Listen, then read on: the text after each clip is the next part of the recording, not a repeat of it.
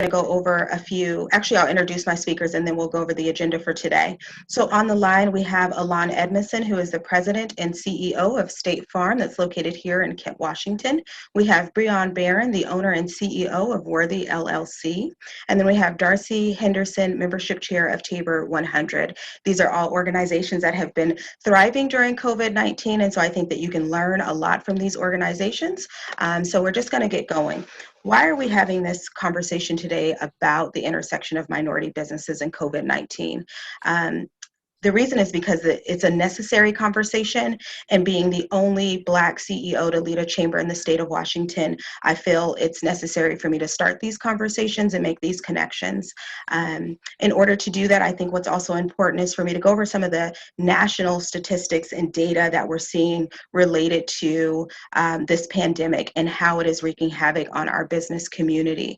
But today it will not all just be about COVID-19 and how difficult it's been. We are going to talk about our resiliency during COVID-19, and there are some very easy things that we can do as business owners to ensure if something like this were to happen again, that we are prepared for that. So through my research, I read a lot of like CNN and New York Times just to find out what's going on around the world. And something that resonated with me and has been on every article that I read is the high number of Black businesses that have been closed or shut down due to lockdowns because of COVID-19. So if you look at the chart on your right-hand side here, you'll see this is the rate of businesses that have been shut down because of COVID-19. And this was a very short period time frame. It was February to April when they did this. Black businesses closed at 41%, whereas white-owned businesses closed at only 17%. Now, granted, that is the highest overall ever, and so it's still a negative even at the 17%. But if you look at the difference of percentage of our Black-owned and minority-owned businesses that close, so you'll see some statistics here also for our Hispanic-owned businesses, and our Asian businesses as well. And so again, there are some key indicators through research that they're saying there's the reason why there's such a huge gap. One of those is that most businesses lack the capacity, scale, technical assistance needed to survive a pandemic. And Black businesses often don't have that traditional banking partner. And that's information that we received from the National Business League, from Ken Harris, who is the president there. And I know that to be true as far as the relationship with businesses and their banker. As a chamber executive, I had a variety of members call up to me and say, Zenobia, I need to apply for a PPP loan, or I need to information on the EIDL loan. And it was very easy for me to say, here is a representative of the chamber who you've met at multiple events before, and they will walk you through that application. So we're able to make that connection. And there's not a lot of people that can pick up the phone, call their banker, and say, walk me through this application. And I think that's one of the things that we can really hone in on today. And as we move forward, that you need to create a relationship with your local banker. And next month, we will have Black bankers on the line to talk about how you build that relationship if you don't already have a relationship with your bank. Another thing is we were talking about and doing research, we learned that only 12% of Black and Hispanic business owners polled between April and May received funding that they requested, and that was for the PPP loan. So again, it's not that we're not asking for the money. For whatever reason, that money is not also being given to us. So again, when you go that extra step and you apply, why is it that you're not getting that? And again, that goes back to your infrastructure and your bookkeeping and making sure that you have those relationships and folks that you can talk with. So what I've decided, with our diversity committee is that there's 6 things that you can do immediately that's going to help your Black business. And I'm sure that our panelists are going to touch on this. So I'm actually going to come back to the 6 just to make sure, because I think they're going to dig maybe a little deeper into each of these. And so what we'll do is we'll move on to the next speaker. Again, if you want to chat with us, you can chat via the chat box here on the Zoom, or you can chat with us on Facebook. So our first speaker for today, the wrong way, is Alon Edmondson at State Farm, agent and owner. And Alon, I'll let you take it from here. Yes. thank you guys for having me. I actually just moved up to Kent. My office used to be in Auburn, so south of the city here, and I've always wanted to be in Kent. So when the opportunity presented itself, I definitely moved on up north. And I moved during the pandemic too, which was extremely challenging in its own right. But a little bit about myself. I'm a first generation State Farm insurance agent. So I'm the agency owner here. My office is in Kent, right on the border of Renton and Tukwila. And then obviously Kent, so I'm right on the corner there across from the Costco in the South Center area. I moved here from Michigan back in 2016. My wife and my two kids at the time, and we had a third one just this year. So I have a pandemic baby as well. But she was conceived before the lockdown. So, we are both heavily involved with the State Farm brand. So I'm an agency owner. My wife works on the corporate end. Prior to becoming an agency owner, I was a bank manager in Michigan, and then I also worked at Enterprise Holdings for 3 years as well. So the reason why I went into business for myself is I felt myself hitting a wall, or I guess, kind of getting up as far as up as far as the ladder that I could see myself going without, wasting away in a company, going by their model. And, most people say 5 to 10 years before you can move around and if you know somebody. So what I decided to do was I took a chance on myself and went through the interview process to become an insurance agent and owner here with State Farm, and actually did it across the country just because I have a family member here that was already here. So I kind of fell in love with the Pacific Northwest. My business, we've been in business for 3.5 years. Prior to the pandemic hitting, we were actually staffing up. So January of 2020, we were actually staffing up, getting prepared for the 2020 year as far as production goes. And then the pandemic hit in February, and I also had already signed a lease to move to Kent. So we were in scramble mode prior to the COVID-19 lockdowns. I was at 2 team members, and then 2 of them were actually full-time. I had to scale everybody back to part-time once the pandemic hit, and we're talking less than 20 hours a week per team member. I did tap into the Paycheck Protection Program, or the PPP money, and was able to use that money to not only bring my staff in virtually, so they were working virtually from home, but we were also able to continue with the move forward from Auburn to Kent, and furnish the office here in Kent, as well as hire an additional 2 team members. So post pandemic, I guess, it's still going on, but I guess you could say post lockdown, when we were able to open in Kent, we actually came out a little stronger from a team member standpoint because we had more staff, and the PPP money actually helped sustain my business while we kind of fought through those, I'd say from February to June. I'm not sure if anyone is aware, but the insurance commissioner actually put a stop, I guess, a cancellation bypass in, so we weren't able to actually cancel people for not paying their bills.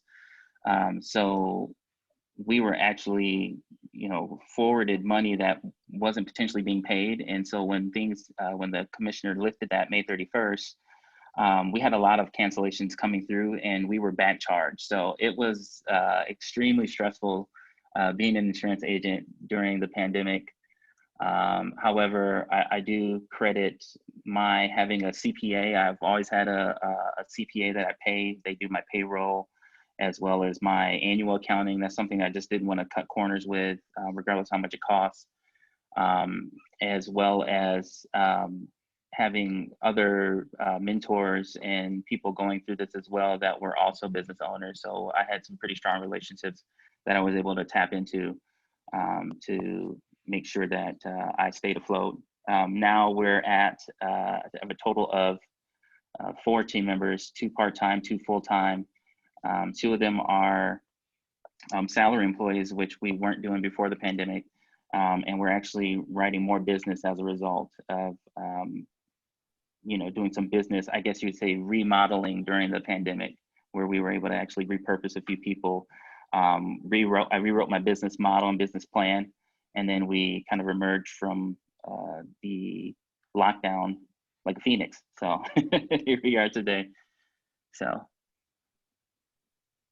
yeah, that's me in a nutshell. Yeah. Well, wonderful. I love the Phoenix reference. I am a Phoenix. And so I went to the University of Phoenix. So I appreciate that. I appreciate that reference. A couple of things that you said really stood out to me. And it was the idea of having a CPA.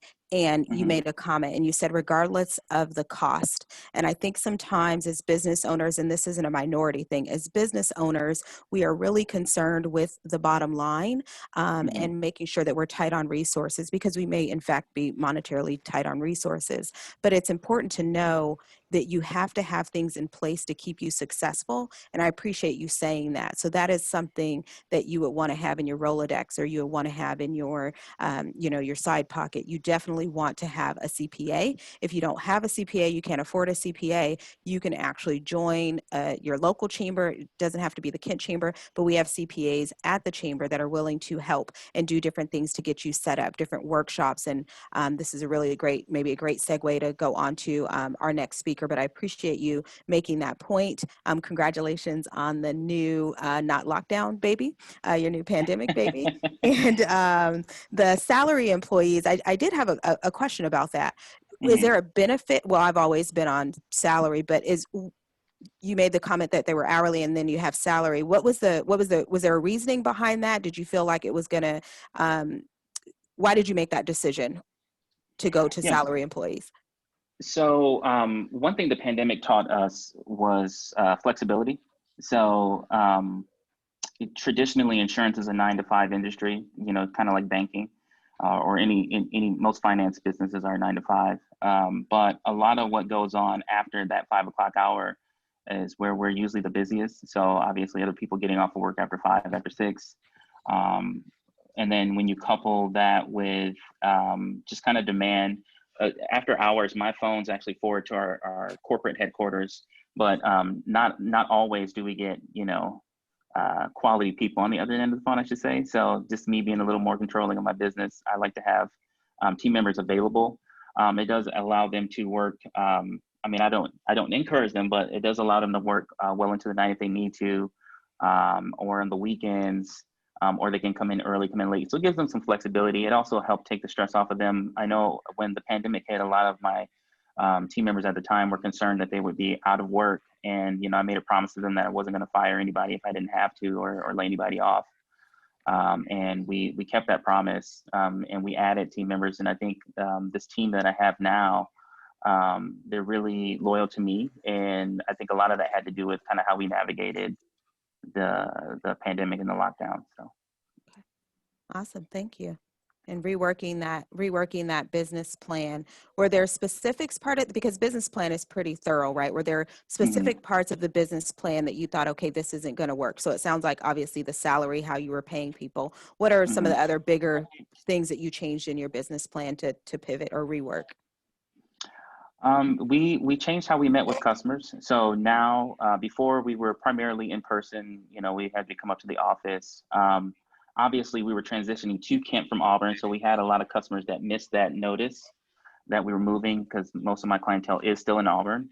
But also, we had to get really acclimated with the phones and how to have phone conversations and phone interviews and appointments. So that was something we changed, how we meet with people. Another thing that we changed was our bonus structure, obviously, because we knew there would be a drop off. And I say we, I really mean me. I mean, there's no other, there's no other owner or anything here, but we restructured how we bonus the team. And then I also restructured our staffing model throughout the day. So, kind of who's here Monday through Friday, what are they doing Monday through Friday? So it definitely helped, and it seems to be sticking. as we kind of move out of this portion of the pandemic, which is great. Great. Thank you so much for Mhm. sharing that. Some really great nuggets there and some really great ideas on how folks can kind of move their business forward. So we will go into the introduction of our next panelist. And so here we have Breon Barron, owner and CEO of Worthy LLC. So I will give the floor to you. Great. Good evening, everybody who's tuning in and everybody on the panel. Thanks so much for having me. My name is Breon Barron. I own a marketing and design firm called Worthy. I've actually been in business with Worthy since this year. It was January that I launched Worthy officially. And at the time that the year started, I intended to launch Worthy as a part-time firm with the intention to develop the company over the course of this year and then move into full-time in 2021. And so during that time, I was the marketing director at Northwest African American Museum. I was there full time and was building this business on the side. And then, COVID-19 came along and changed all of our lifestyles and definitely changed the circumstances of my entrepreneurship and my professional life. With Worthy, I've always been a brand consultant and a graphic designer working with small business owners, nonprofit organizations, and individuals to build their strategy and all of their marketing deliverables for their companies, from websites to social graphics to all of the things that you need to market in the right channels in today's world. So I was excited to build this firm over the course of this year, but I was also excited about my role at Northwest African American Museum. As a museum that is a brick and mortar facility that is dependent on people coming into the building and engaging with the space, COVID-19 had an immense impact on the way that the museum operated, which had an immense impact on my role there and the entire team there. And so with the pivot to the digital space, it meant that all, nonprofit organizations like that and arts and cultural institutions had to then figure out how to deliver on their mission without the interactive component of the experience. And so that created an opportunity for me as marketing director to really step up and experiment with ways to engage our community in the digital space. So I continued in that role until July of this year. And because the demand for marketing and branding services was actually on the rise as a result of businesses and industries and people of all types switching over to the virtual space, it created an opportunity for me to go into Worthy full-time sooner than I had anticipated. And so that was one of the ways that COVID-19 actually presented something that was opportune and something that was unexpected, but it also meant that I, as a business owner, needed to be prepared to rise to the occasion. And so there are lots of different expenses and needs that come about when you have to operate your business in the virtual space that you really don't think about until you're in that position. So I am the sole person in my company. And so I had to think about what sorts of tools, resources, new software, and new online resources I needed to operate my business, and that comes with various expenses. So when it came to seeking funding for my business, particularly being a business owner that was new, that I just launched that year, there were some grant opportunities and resources that were not actually available to me because they required business owners to have been in operation for over a year in order to qualify. So this was a very interesting year to be starting a business, suffering from some of the same kind of impacts of COVID that established businesses had, but not being able to access some of the resources that were being made available to established resources. To establish businesses. So that meant that I needed to get creative. Fortunately, I'm very much a digitally savvy person, and I try to keep an eye on some of the new innovative collectives and businesses that are coming up to support people like myself. So there are lots of corporate grant opportunities that I looked into. There are lots of new organizations that were designed specifically to support women-owned businesses or Black-owned businesses that pool their resources to create new opportunities, new grants, things of that nature. And I was able to tap into some of those things. But for the most part, it definitely meant figuring out a way to build up my clientele and make my business efficient so that I could generate the revenue that I needed to stay alive at a time that was challenging so many businesses. So this has been a year of really thinking outside the box in terms of being a business owner. Fortunately for me, I work in an industry that has continued to be in demand throughout this year. But what's unique about my story is that I actually started a second business during COVID-19 as well. I started a tech startup that I'm now in the process of developing. And that would not have happened without the circumstances of COVID. It actually came about as a pivot of a different business that I was planning to start that was going to be brick and mortar. And with everyone's lifestyles changing, it put me in a position to think really differently about how to approach that business as well as Worthy LLC. So this year has been challenging and has been definitely one that required some triumph and some persistence.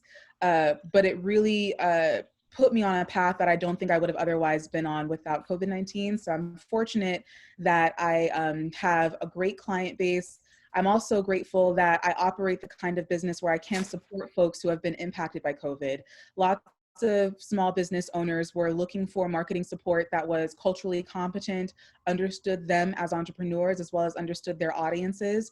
And I specifically try to work with underserved founders, talent, and executive leaders, because my approach to marketing is very much about storytelling and is about creating compelling content that resonates with people of color and people who are not often top of mind when it comes to mainstream marketing. So that gave me an opportunity to really connect with some founders and some clients that are doing great work, but really needed the right marketing support. And it aligned with what I was trying to do with Worthy. So I'm fortunate for that. Also fortunate for the experience that I got while I was still at NAMM, creating some virtual experiences for the museum industry. So I was able to work with the staff there to think outside the box and rethink how people engage with arts and cultural institutions. So while this year has definitely been unprecedented in terms of challenges for small businesses, it has also cultivated lots of opportunities that have transformed my professional path. So that's a little bit about myself.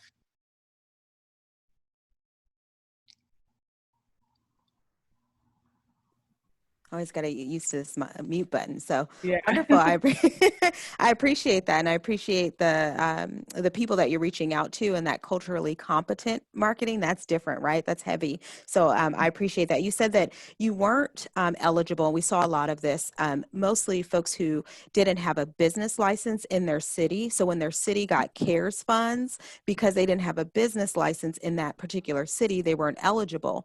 But we didn't run into a lot of people, like you said, that had just started. And so where do they go? And so there are a lot of businesses that have formed out of COVID-19 and the impact. And so you said you looked at corporate grants, you looked at Black-owned businesses or Black-owned opportunities and women-owned opportunities. Was there this magic list that you went to, or was this blood, sweat, and tears that you're like, I've got to figure out what it is that I'm going to do? So talk a little bit about your strategy of, hey, I hit this brick wall. I'm not eligible because I'm not old enough, right? So what was the process then at that point?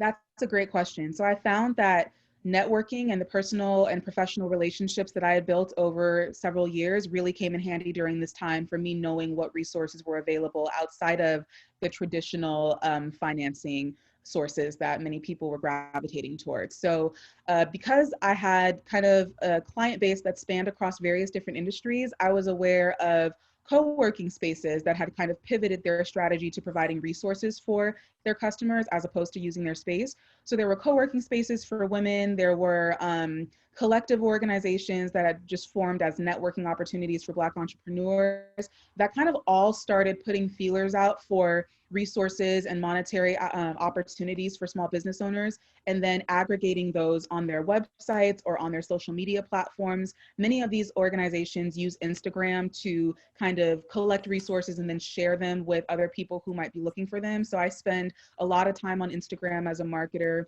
and just as a millennial in general, and came across some opportunities that way. So for instance, the tech startup that I'm building right now, I'm fundraising for a pre-seed round of funding for that organization through a platform called I Fund Women. So that platform is specifically geared toward women entrepreneurs across any industry who are looking to crowdfund to support their businesses.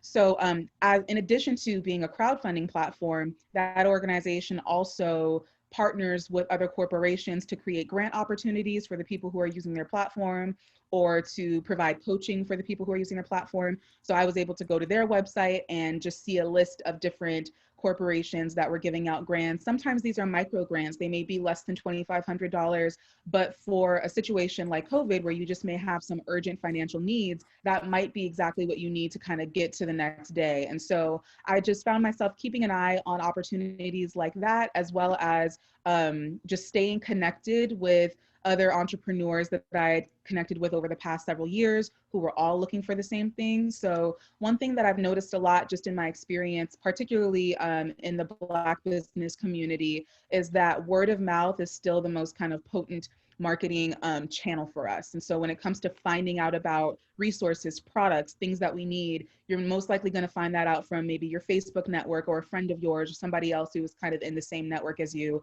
So I found that I was really drawing on relationships as well as social media communities to access opportunities that I may not have been able to find out about from my bank or other traditional financing sources. Okay. Just going to stay off of mute here. Okay. All right. Well, thank you. I appreciate that. You said a couple things that stood out: Instagram, co-working spaces, micro grants, the power of a micro grant, right? You may not be able to tap into that 10,000, but do you need 10,000? And so thank you for that, and relationships and networking. So I appreciate that. And so that is really a great segue when we start talking about co-working spaces and micro grants and relationships. That brings me to our next speaker, who is Darcy Henderson. And again, she is the membership chair for Tabor 100. So we will go ahead and pass it over to you, Darcy. Sure. Thank you for having me on this panel with some great people. I just want to talk a little bit about Tabor 100. It is located right in the heart of King County in the Tukwila area. Actually, where University of Phoenix used to be. I was actually a person who attended University of Phoenix and graduated from there as well. And Tabor 100 is really like a lifeline right now, I believe, to Black businesses. And we have been able to kind of, I really look at us as the Chamber of Commerce for Black businesses, because we provide so much information to our members. And the community at large. Our biggest thing is being an advocate for Black businesses. We committed to economic power, educational excellence, and just social equity as a whole to ensure that the Black businesses are not left out. Even through this economy that we're in right now, we'll call it the twin pandemics, systemic racism, and then we're looking at the COVID-19. So there's a couple things that we're going through, but about 95% of the Black businesses that were owned did not receive PPP, the Paycheck Protection Program. And that's a problem. And one of the first things that Tabor started to do was sending out information to our members in the community at large to let them know what was available. And what we found out is that partnerships with banking institution is very vital and very important, because what we have found out is that we were getting left out. And so you have to make sure that you build those bridges and form those relationships. Brianna had talked about developing those relationships, and it's very important to do so, because we find out, when we send people there, they may not get it from the Bank of Americas. Luckily, we have a partnership with Seattle Credit Union that actually rents out space here with us being a co-working space. And they were able to help us get the loans out, get the money out to our members. And that really helped them to be able to survive through this economy. It's been very hard. We continue to push our members to find avenues to get monies, to get grants, which is really important to try to keep their business up. One of the great things about Tabor 100, we are a co-working space where people are able to network with one another, develop the relationships. I just recently started a business back in February, pre-COVID, as I would say. And even during that time, everything that I needed was in the house of Tabor 100. Have you ever heard of everything you need is in the house? It really was in the house at Tabor 100, from banking to our CPA does all of our accounting. He was here. people who we were able to partner with other cleaning companies was here. Getting advice, getting technical assistance, everything was done here. Even looking at getting someone to do our business cards, it was here. So it's really important when you are going through things like that we're going through right now to put yourselves in the position where you're around like-minded people who are doing like-minded things, which we have found that is very, very important. Here at Tabor, we really focus on technical assistance, making sure that we find ways to mentor our members, connecting them with the right people that are members that have more experience than they do, so that they will not get lost in the shuffle. And one of the things that we have to make sure that we do is that we get capital, establishing those relationships with banking institutions, because again, we don't want to get left behind.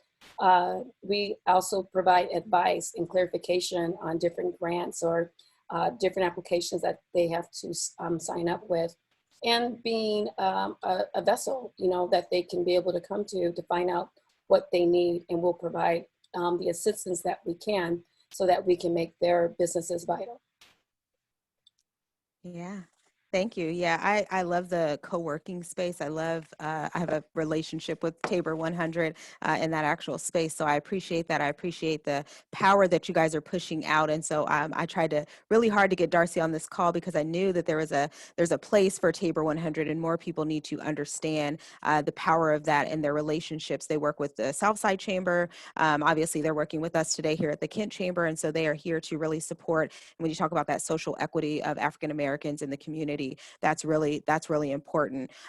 You said a couple of things. Now I have to call Seattle Credit Union to see if we can't get them on our call next month to see if they are not available to talk about some of the things that keep people out. But I think it's, sometimes it's the smallest things that will keep you from earning or being selected for a grant. And you just have to make sure that you are prepared. And so that technical assistant piece is critical when you're filling that out, and having that second person or third person to look at it before you hit go is important. And I will give credit to, so we're working with another organization. They were on the call last month. It was Federal Way Black Collective, and they were working with the Kent Chamber for the technical support piece, because we've done a lot of grants over the last 6-7 months. But the Department of Commerce said, how about we reach out to trusted partners and have those trusted partners reach out to their community and make sure that they can fill out a grant. And so this was the first time in 8 months or 7 months that I was able to say to someone, fill out this grant with Department of Commerce. And at the very bottom, they're going to ask you, who is your partner? And you could go down this list, and Tabor 100, if I'm not mistaken, was there as well. You could check Federal Way Black Collective, Kent Chamber, Tabor 100. And if something went wrong with your application, if you forgot to upload your document, guess what? The representative at that organization got an email and said, hey, this application is going to get kicked back because they're missing A, B, C, and D. That has been, for me, one of the best experiences ever, because it gives people the opportunity to correct maybe a mistake. It gives people the opportunity to work with a trusted partner, and we can talk a little bit about that on the panel. Having that trusted partner and that person that you can go to, and especially with the Black community or the minority community, you want people that look like you, talk like you, sound like you, to be giving you information. And so the wherewithal that they had to do that, I just thought was amazing. Darcy, what did you think about that, or think about the program that they're doing? Oh, I think it was amazing. I was one of the persons that was doing the technical assistance for those who were coming in. I actually have someone that is calling me now for more assistance. They're like, look, we already did that already. But I think it's really important. And even here at Tabor, we've established something called the Black Business Equity Fund. We'll be hearing more about that going into next year, where we want to provide money for Black businesses. There was about 41% of Black businesses are no longer operating right now. So, we want to make sure we put a plug in that so that doesn't continue happening. So yeah, it's very important. We need those kind of technical assistance, because what we have found out, even with people putting applications in the Seattle Credit Union, Maybe they didn't have their P&L together. So you have to get organized. You have to put all that stuff together, get you an accountant. That is probably one of the best investments that I've ever did with my business. So I would highly encourage that. Yeah. Yeah, great. And we did the same thing here. Again, I'm working with commercial affordability with King County because the rates and the rental rates, and this is pre-COVID, the rental rates were too high. And so when folks are reaching out to the chamber, I want to move my business to Kent, but my goodness, I'm running into a problem. I can't find space. I can't modify the space. I can't, you know what I mean? Yeah. And so I reached out to them and we were able to link up, and they have worked on a commercial affordability program where there are businesses that have been in the community. Can you imagine having a business in the same location for 30 years and you don't own that building and you've been paying the rent and there is no pathway for that? It's crazy. And so again, I have to give credit to King County that's really working on commercial affordability, helping people to own that property. And I'm going to say this as a real estate agent.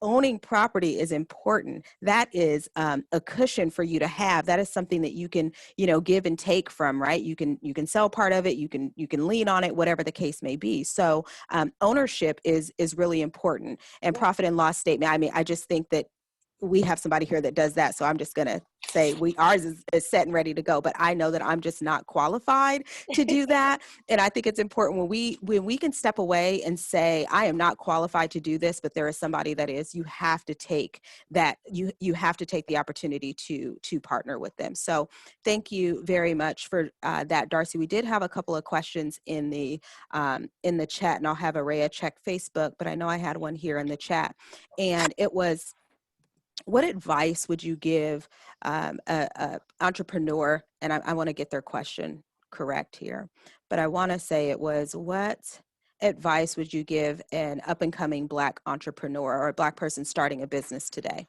to ensure their success? And that's for each of you to answer, or. I guess I can start since I went first. It's the biggest piece of advice I would give is to just really make sure that you research what it is you're trying to do. I think a lot of times people in general tend to go online, social media, maybe they see somebody doing something that they like, oh, I can do that too, or, oh, that's cool. And then they just jump right into it, right? Or, I know where I grew up, a lot of my friends and family are in the print business. So they like to, print t-shirts and cups and do pictures and things of that nature. And one of my family members is really stuck to it, and he's doing great now, but he really kind of cut his teeth in the industry. And I think that sometimes can be lost on new entrepreneurs that, I want to start a clothing line, or I want to start a vlog, or a restaurant, and they have no experience in the industry, and they don't really have much background on what a successful operation from the inside looks like. So that would be the biggest piece of advice I would give you, is definitely just research what you're trying to get into before you jump into it.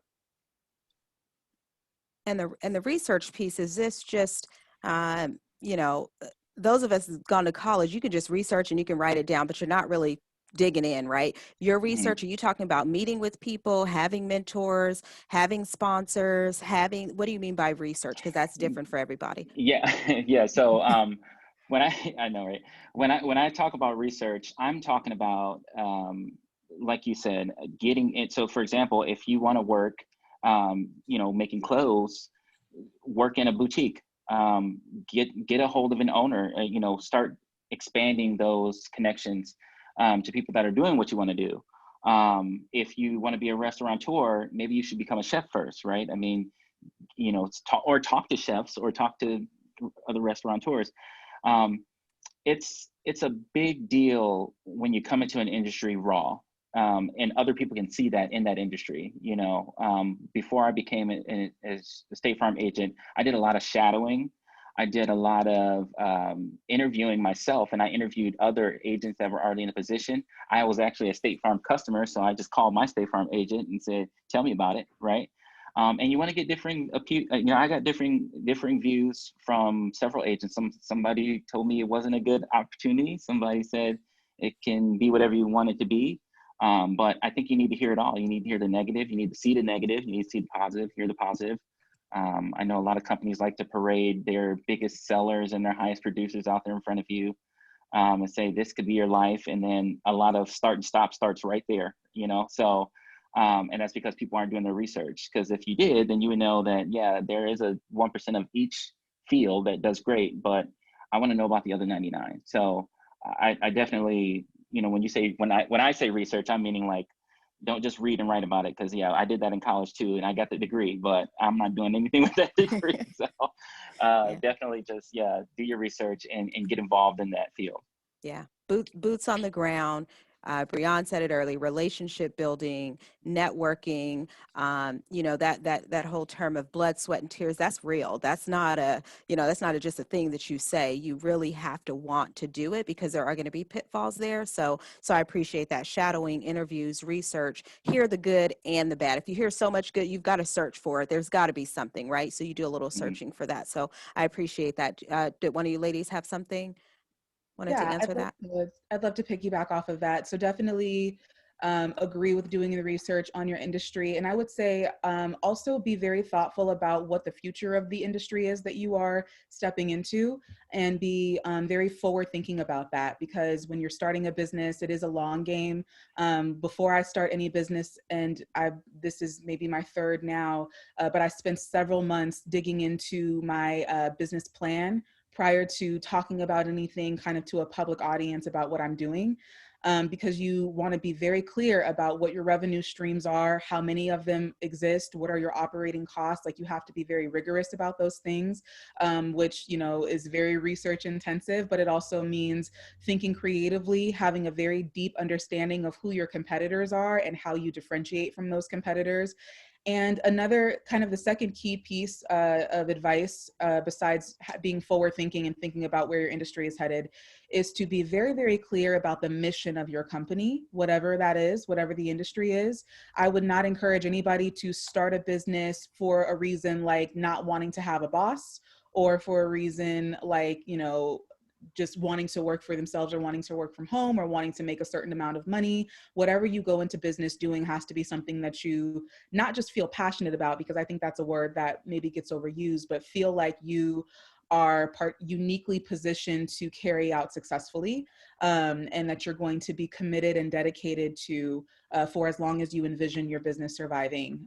So I think it has to be mission driven, and because that's what's going to keep your business alive, even if the industry that you're working in changes significantly, like many of us saw many industries do during COVID-19. So I would say be mission driven, and also be forward thinking and very thoughtful about what the future holds for the industry that you're entering. Yeah. Multiple revenue streams.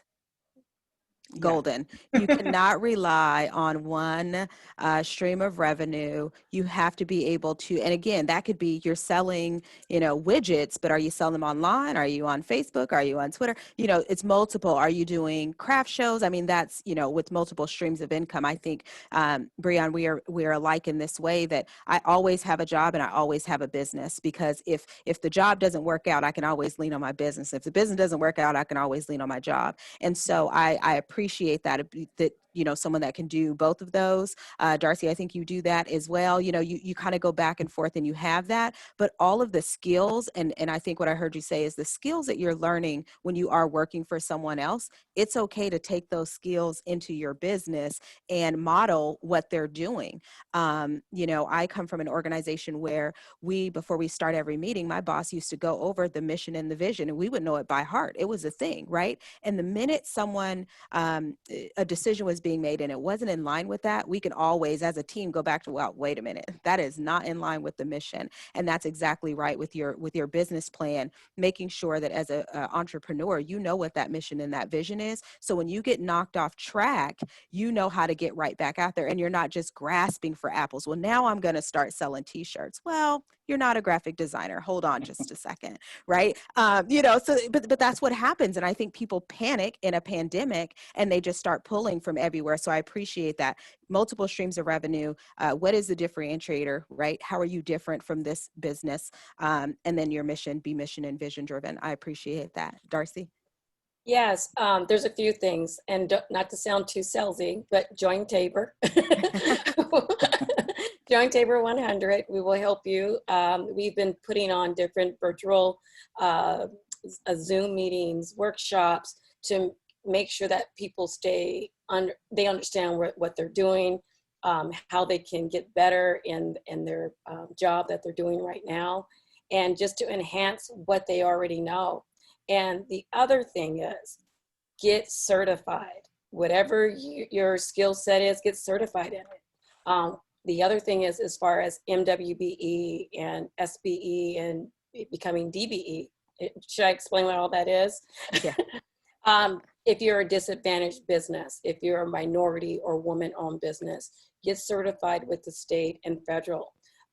This will give you so many different advantages. There's companies that have to make a percentage of minority-owned business or woman-owned business. It might be 3%, it may be 15%, but there's money laying on the table for you to be able to grab. So I would say, make sure you get certified. I actually just became certified today. So, which is great, right? Yeah. Because it's going to open up a lot of different doors for you. Usually anywhere you go, they're always going to ask, especially if you're dealing with construction. I deal with construction companies all the time. And one of the questions is are you certified? Because that's going to fall into their numbers. The other thing is get capital. Make sure that you're able to have funding for your business. And if you don't have the funding, start building those relationships with the financial institutions, because those are the people that you're going to want to be able to stay connected to. And they're the ones who can change things around, push your button, or talk to different people that can make things happen. So you want to make sure that you're able to do that in order to get the funding that you need for your business. And the last thing is stay in your lane. Know what you can do best.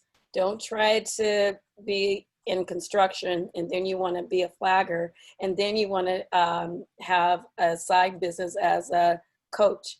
Try to stay in your lane and know what you need to do and do it well. Yeah.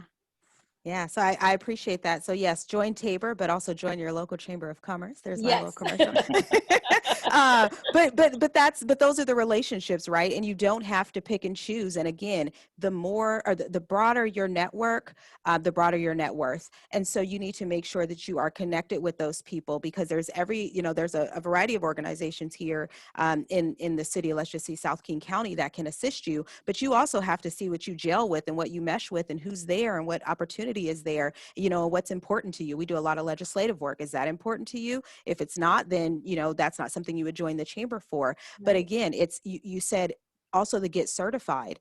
That was another thing that came up during COVID-19. People didn't have licenses. People weren't registered as a minority-owned business. And so when stuff came across my desk for minority-owned businesses specifically, well, if you're not certified and you're not a woman-owned business and there was nothing that I could do. And so we just had to quickly, hey, we'll start calling down the list of people. Hey, are you registered? Are you certified? Because there's money, like you said, there's money on the table. So so that's good. So you said something about stay in your lane. And I want to talk about that, because I think a lot of the business owners that I know have done multiple things. It's very rare that I run into someone that has a business and, that's a business that they started when they were, there's I'm 10, I'm going to do this. And now I'm here. So talk a little bit about the different lanes that you've been in and what you've learned kind of in your path to where you are today, because I think all three of you, and we have multiple people on the line that I know what type of businesses they have, very successful business owners, but how many different lanes have you been in, right? Because someone may just be discouraged. I'm just not going to make it as a coach, I'm just not going to make it, right? So talk a little bit about some of the pitfalls that you had when you were starting your business, and then when you had to switch, when you knew it was time to switch lanes. When I talk about staying in your lane, when you're first getting started, you have to probably stay focused on what you're doing. So, everything is so big, right? And you want to make sure that you're getting involved in everything that you can. But at the same time, you want to make sure that you are staying in your lane in order to allow that thing to blossom. It doesn't mean that you can't go to another lane later on, but maybe stay focused during that time so you can get it off the ground. Because I'm not going to be able, I have a coaching business as well.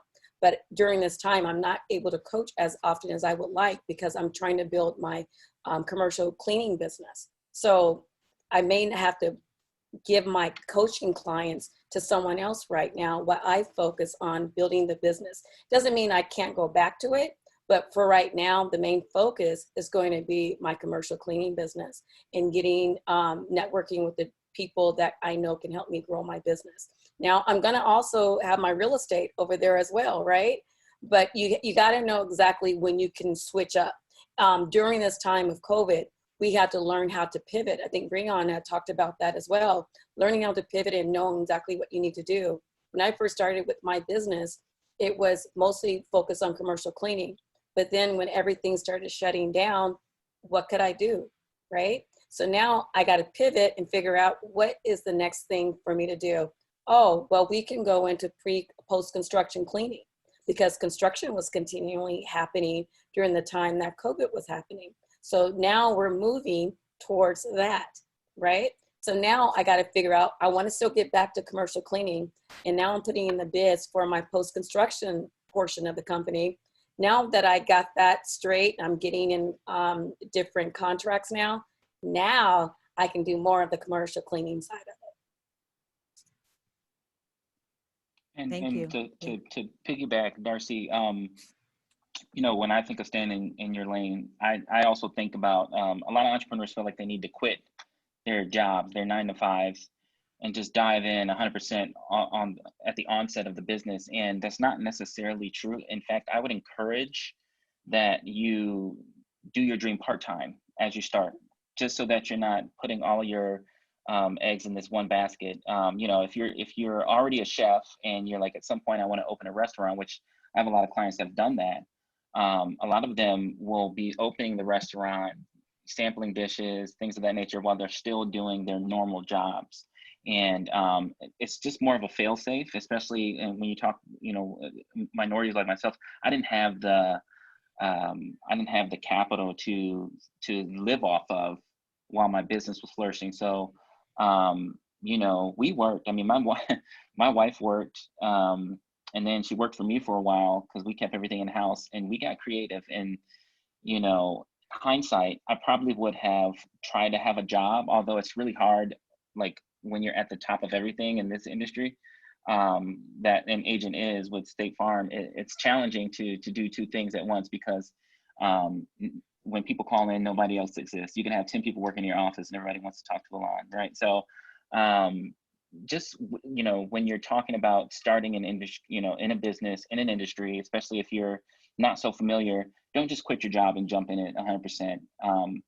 Either build the capital through working your regular job or, you know, like Darcy said, just start saving, building that capital, getting comfortable with, you know, spending, because you're going to lose money. I mean, if I wasn't a Sagittarius, or, you know, I guess, you know, I didn't come from much growing up, so it was a little more easy for me to deal with the stress of being broke, being flat broke at some points, moving money around during that pandemic. Because I tell you what, if I wasn't creative during the pandemic, you know, I would have lost my team, and it would have been me in this office by myself. So, getting really creative with how you do things and who's in your circle, all of that helps. But again, like Darcy said, knowing your lane, and that means, you know, if you're not comfortable doing it 100%, it's okay.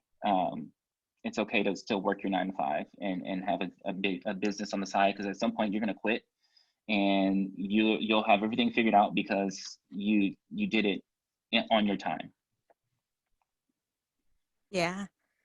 Thank you. Breon? Yeah, I absolutely, am I off of mute? Okay, cool. I just gotta double check.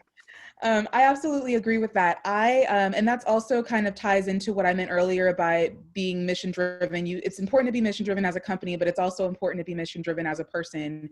And what that means to me is having an idea of what's meaningful to you in terms of what type of work you do, but not being too rigid about how exactly you go about that. So I was very strategic throughout my career about, you know, being in a place that would allow me to learn and would allow me to hold influence and gain familiarity with the marketing industry as a whole before I went into business for myself. both because it's important for me to build up that expertise so that I do know what I'm talking about when I serve other clients, but also because it gave me an opportunity to learn about the nuances of that industry and figure out what my core competency is. Marketing is a very large kind of category to think about. So I could have specialized in anything from social media strategy to digital advertising to web design to, you know, all of those things. And throughout the course of my career, I've worked in organizations from small, scrappy nonprofits all the way to multinational conglomerates. So I've seen a range of ways that marketing manifests. And that gave me an opportunity to figure out what I do best, what I maybe not as comfortable doing, and what my options were before breaking off and creating my own marketing agency. And so that allowed me to discover that I really best serve consumer-facing industries that are looking for compelling storytelling and high quality graphic design and are trying to reach a forward thinking audience.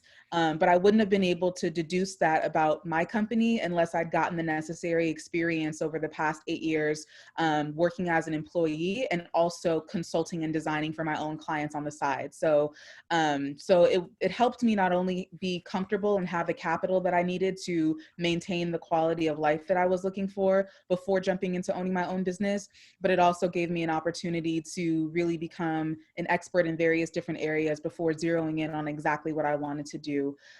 So staying in your lane, I think, means understanding what your personal mission is, what's most meaningful to you in the work that you do, so that you can give yourself the flexibility to explore that in various different ways. And sometimes if we're focused too much on the title or a particular corporation or a particular idea in our head, as opposed to being driven by a mission, then we don't realize that we're stifling ourselves from discovering what we're best at and creating the most successful business possible. So I think it's important to understand that staying in your lane does not mean being rigid about how you operate, but it does mean being thoughtful about what you're doing so that you can be strategic in the way that you move throughout your career.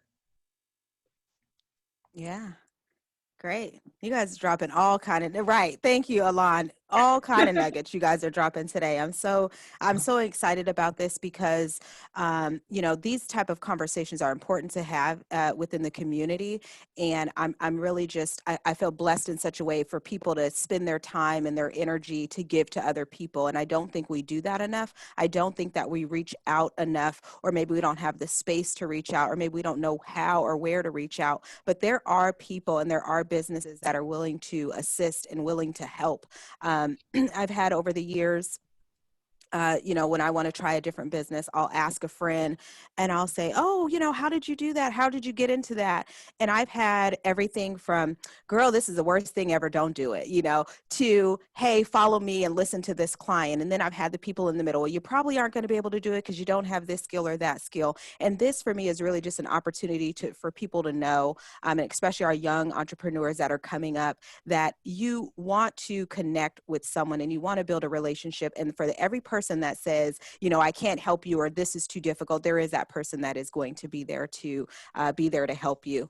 So I appreciate that. So with this, and Darcy, you brought it up a little bit, and I do want to touch on it. How do you think the current racial climate right now is affecting our businesses? And I'll preface it with this. I have a lot of, you know, so the chamber is not minority majority. We are working on that to have a more diverse membership base. But what I'm telling my members, Black, white, or indifferent, when you start inviting your people of color back into your office, you are not only having to deal with, like you said, Darcy, the COVID-19 aspect of what's been going over the last few months, but the racial aspect of it.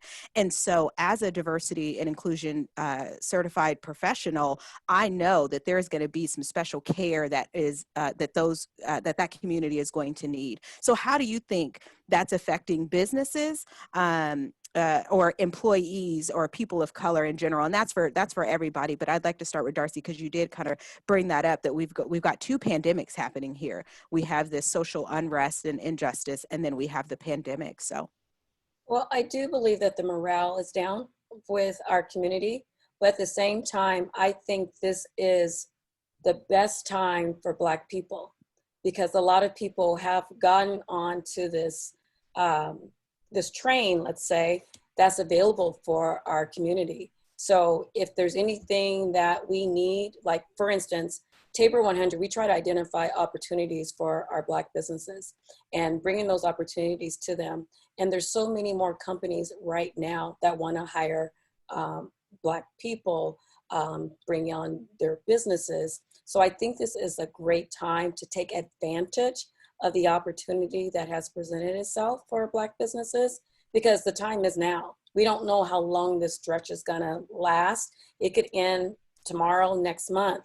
But I do believe that as we're dealing with the pandemic that we're in right now, take advantage of the resources that are available. Take advantage of the companies that want to bring on Black businesses or hire Black people.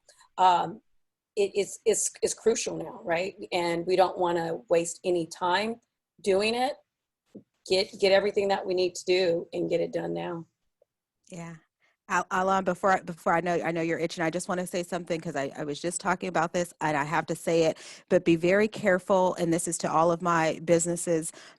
What Darcy just said is, this is a time to kind of act and to include folks, but this is not a time for tokenism. This is not a time for bringing someone on. There's a thing, you can bring someone on to fill a seat so that your picture looks diverse, but you have to make sure that you're bringing that person on for the right reason and that that person has a seat at the table and a voice in the decision making that's going to affect the people that that they're connected with. So yes, this is a time to kind of strike while the iron is hot, but be very clear that no one wants to be tokenized and no one wants to help you check a box. We want to help you because at the end of the day, the more diverse your organization is, the better and the more money you're going to make. And that's a proven fact. I don't even have to go over the studies. You can read that anywhere. So yes, so thank you for bringing that up. Alon? Yes, to answer the question, I definitely think things are different. And I guess it depends on, who you talk to or what you're talking about. I know when I actually opened my office in 2016, right when Donald Trump was voted in. We moved here that December. So when we talk about, the African-American culture and the meaning behind our names and why our names are so important, one of the things that when I opened my business, I was concerned with was that people wouldn't know how to pronounce my name, because throughout my entire professional career, I spent a lot of time talking to non-minority people or people that just wouldn't really try. Is it Alan? Is it Alan? Is it Aladdin? Or they just call me Al, like we're on a first name, like we're personal. And it was disheartening. So when I opened my business, I came out as Alan, and a lot of my customers, when they would meet me, were shocked that I was an African American, and they were shocked at my age as well. I also felt like, during these last 4-year stretch, I did have to have my credentials on display. I would say more than my counterparts that are non-African American. The fact that I do have a master's degree, that I do have a bachelor's, that I'm married, that I'm a family man, all of those things mattered more to my client base than I would say, non-minority customers. I mean, I just felt a little more judged. It took just recently, then Senator Kamala Harris. There was someone in the Senate or House that was kind of mocking the pronunciation of her name at a Donald Trump rally, and that really struck a chord with me because I hate the name. I mean, that's my father's name is Alan, but I really hated the name because my mama named me Alon, and that was my name my whole life. And so for these last 4 years, I was going by Alan, and I'm just like, ugh, it's not my name. I hate it. I can't stand it. So I just, just one day I woke up and said, I'm done with it. I told my wife, I said, I'm Alon, I'm a king, and I told my team members who also have Tiara Ajay. I said, you are that, and that is you, and don't let anybody make you change your name or make you feel like you need to change things to conform. So I took a lot of power out of this whole social unrest thing. Definitely what Darcy said, to piggyback that, you do want to take advantage that you are now, as a minority business owner, being spotlighted, and don't get up there and talk about your plight and your struggle, because we've heard that song 1,000 times, and unfortunately white people are over it. I mean, like, you know, I love hearing those stories. I think it's great. But I mean, how many times do we have to see a movie about slavery? How many times do we have to see a story about, you know, the kid from the projects that grew to superstardom? I think we need to have a different narrative when we're given this platform. This was not like in 2016 and when we had that social unrest. The police brutality is still the same. I mean, it's still the same offenders. I just think now we're hitting these big businesses in their pockets. And so they're going to step back, they're going to pay out, they're going to apologize publicly, but then they're also going to say, hey, so now what? So what are we going to do about this? What is this minority platform look like? And I think it's on all of us to really take advantage of that and say, hey, we're not just Black business owners, we're business owners, and we need to be respected just as much as our equals. You know, if you can say Schwarzenegger, if you can say, you know, I don't even know, you know, Russian, you know, Tadavosian or something like that, you can say Alan, you can say Tiara, you can say Ajay, and, you know, just like I can say Zenobia, right? But I'm not gonna call you Zenovia or something like that, you know. If you don't know, ask. And that, you know, that, I guess that's my rallying cry, because I was really hung up on my name for a long time. So Well, thank you for sharing that. That hit me. You were getting a lot of hearts, by the way, on Facebook when you were saying that too, because I think a lot of people do that. They allow people to call them a different name, but you were given that name for a reason. And I think you said you're a king, right? You're given that name for a reason. And I think we have to take away that of making someone else feel bad because they can't pronounce our name. It's just your name. It's the way it is. And so everyone knows my name. They're having a hard time with Araya, and Araya doesn't like this, but I correct them every time. Araya's just like, yeah, they're Araya. And I'm like, no, it is Araya, like Araya Sunshine. You know, help them out, give them a boost. And so I appreciate you sharing that story. Araya, I hope you're listening. See, you do not have to hide. Your name is your name, and you need to stand up on it. All right. So, Breon.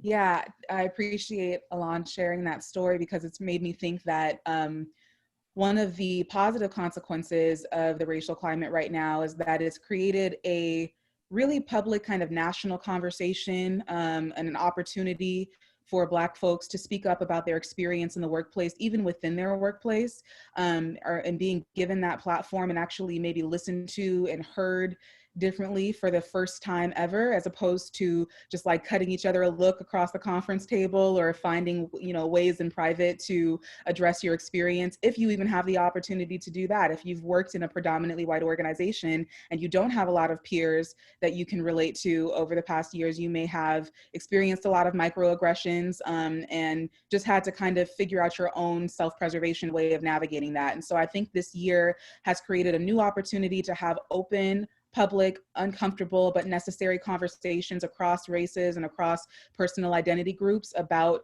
what Black people experience and have experienced in this country. And so from the marketing perspective, what I saw a lot of was, you know, the call to what does accountability look like now? What does it sound like? What do people expect for brands and corporations and leaders to be saying and doing as a result of now knowing and openly addressing racial disparities and racial oppression in this country? And so it was challenging throughout COVID-19 because there's already the stress of being in a pandemic and being in this unprecedented time, and that has very, you know, physical effects on people and mental effects on people's health. And so on top of that, you know, there's kind of this new season of social uprise that is forcing us all to have new conversations, and there's already a lot at play there. And so I found myself struggling as an individual because my job is to tell people what that public statement is supposed to say and what are they supposed to post on social media and what's the email that they send out to their community to address what's going on. And at the same time, I'm a Black woman dealing with the pandemic and dealing with racism, and yet I have to figure out, you know, how to advise somebody on how to speak about that at a public level. So it's this very strange dynamic that I found over the past several months of us wanting to quickly articulate solutions to a problem that we're maybe just starting to really recognize for the first time. There's a lot of anxiety and haste around that. But I think now, as we near the end of the year, and now as we are kind of through this election there's an opportunity to not stop, but to definitely like slow down, process, and figure out what the way forward looks like in a way that's substantial in terms of race relations in this country. I think what we saw a lot of, and I just am speaking from my experience working in brand, is brands that have never said anything political, have never addressed oppression or white supremacy or things like that in the past, suddenly being put in a spotlight to do so because other brands were doing so. And it's kind of this domino effect of like, now's the time for everybody to step up and say something because your silence is a stance. And so it created an opportunity for audiences to hold institutions accountable for acknowledging our experience as Black people. And now we're at a point where we also have to think about what the next steps are. So that looks like what your hiring practices are, but also what your internal company culture is. And once you have people at the table, how do you make sure that they also get their voices heard in a decision-making capacity? It was an interesting experience for me because I've worked at institutions and gone to school at institutions that were predominantly white for my entire life up until the end of last year, when I decided to move on to become an entrepreneur and to also take the role at Northwest African American Museum, which was my first time really working with a mostly Black team of leaders and decision makers. And so working on with that team and working at an institution that was about African American experience during this year was empowering, but also a particular amount of pressure because we had to show up for our community at a time we were trying to also show up for ourselves. So there was lots of layers at play, but I was grateful that I was in a space where I was surrounded by my people day to day, because I think often about how my experience might have been different in the workplace while all this was happening if I was still in predominantly white spaces. And quite frankly, part of the reason that I became an entrepreneur was so that I could decide who I spent most of my time around. And it's not that I have anything against any other group of people. It's just that there is a different feeling that you get when you're not always the minority and when you don't always feel responsible for representing your identity group or not representing your, whatever the case may be. There are certain pressures that come from being a minority in the spaces that you're in. So I was grateful that I was in the position to be an entrepreneur and to work with people in my community at a time when the country was going through such transit, when the world was going through such transition. It definitely made a difference, but this time period has brought a lot of things to light that, like I mentioned before, also offers a lot of opportunity. Yeah. Great. Well, I appreciate you guys having that conversation with me. And just as it's getting good, we're getting to the end. I see more people logging on to Facebook. And so this is and will be recorded and shared out. I think today has been really productive in the fact of, like Alon said, I'm not in the business of telling sad stories. I have a sad story myself. I'm in the business of telling stories about resiliency and then helping you put a plan together. And so I appreciate you guys sharing that. I'm just going to recap real quickly. But in the meantime, if all three of you could put your information, how you can be reached and how your services can be acquired, put that information in the chat so that way we can capture that and put it out when we put this information out. It's also on the PowerPoint, but that's not something that we share. So please drop in the chat your contact information. And then, I'm sure folks can figure out who, who your clients would be. Great. And my screen went black again. So I'm going to go back to there it goes. I'm going to go back to the very first slide here, because I think that's really going to recap it, and you hit them all. So number one, and these are just chamber recommendations. So if you do not have a pen, a piece of paper, something, I will give you a second, grab that, because these are things that I think that you can take today, walk away and make a difference and make sure that your business is successful as this pandemic continues. I do think that we are heading the wrong way as it relates to COVID-19. So I just would urge you to wear a mask. Also, if you have any questions about your business closing and why your business is closing and anything, if we go into a lockdown situation, that is what the chamber is here for, to advocate for you and advocate for your business. So make sure that you reach out to us. I'm going to take a look. I've got a few things in the chat really quick. Okay, so we've got Miss Worthy, awesome. Tabor, perfect. And there was someone in the chat, and for whatever reason, I cannot see your name. And it just says that it's incredible. Would love to get this information out to Black immigrants, refugees, small business owners as well. Is there literature or something to share out? I'm not exactly sure of what you're asking to share out, because there has been a lot of information shared today. But I'll tell you this, the kentchamber.com website will have all of this information. You'll find our YouTube channel where this will be hosted, and also our Facebook. And I will have Araya put my information in the chat, so that way whoever that is with that question can reach out to me directly. So hopefully you all have a pen and piece of paper right now. So the first thing I think that you should do is just look at your bookkeeping, and whether that's you getting a CPA, having someone look at what you have, getting QuickBooks, having someone help you with the CRM. Please make sure that your bookkeeping is in order, because it doesn't matter what grant it is or who's given the money. They're going to want to look at your profit and loss. They're going to want to look at your information and how long you've been in business and your revenue loss. That is important, and you need to have that written down. So get your bookkeeping in order. The second thing is a banking relationship. If you are a business owner and you do not know the first and last name of your banker, you are in a bad position. I want you to go to your bank, find out who that person is, work with them directly, speak to them about your account. What options are there? What's available? Do you have the right package, right? Is your portfolio put together in such a way that you can withstand a pandemic? And you can just flat out ask that question. Is my portfolio put together in such a way that I can withstand a pandemic? And they can help you with that. And if they can't, according to Darcy, you can go to Seattle Credit Union, because I think they can answer that question for you. The next one is a succession plan. And this is something we also saw in the pandemic, that this was a time for business owners to tap out. Your moms, your dad, your grandmas, your grandpas, they're like, nope, I'm done, I'm tapped out. And they did not have a succession plan for the next person in their family or whatever in the business to come up. So if you have a business and you want to, so when I walk away, I would love for my daughter to walk away with my businesses. I will have a succession plan so she knows what to do, who to do it with, and how to do it. So get a succession plan in order. We actually have a workshop on succession planning with one of our lawyers that here at the chamber that did that for us.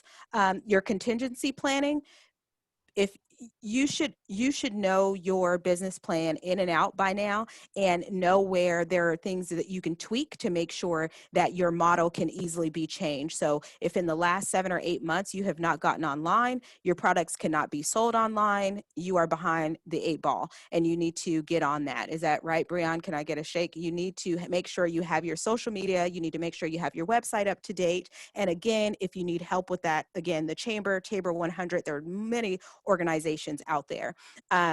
New business model, I talked about that. And this is the final thing, but just for today, the importance of your representation. And Alon talked about it a little bit, politics.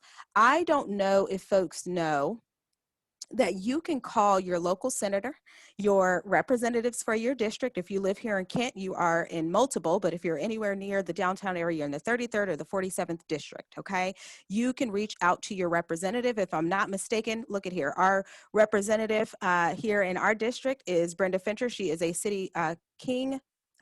she is a Kent City Council member, and she is here tonight, and she's saying that this is some powerful information, but that is somebody that's on City Council that is tapped in and tuned in to what's going on with businesses and also businesses of color. So if you're running into any issues, you have a question, you can reach out to your local officials. And I just implore you to do that. You vote people in, you vote people out, and they're here to work for you, and they want to build a relationship with you. And I think we also have another, we have Satwinder, who is also Kent City Council, and she's on the line as well. And so again, thank you so much, Satwinder and Brenda, our elected officials here in City of Kent, for joining us this evening. But as business owners, those are folks that you can call on and ask, hey, why is this happening? Or do you have a resource? So with that being said, again, I would just like to say, I appreciate you. I appreciate all of you all being vulnerable with me tonight. I appreciate for all of the nuggets that you have dropped. Brianna, it was really nice to meet you.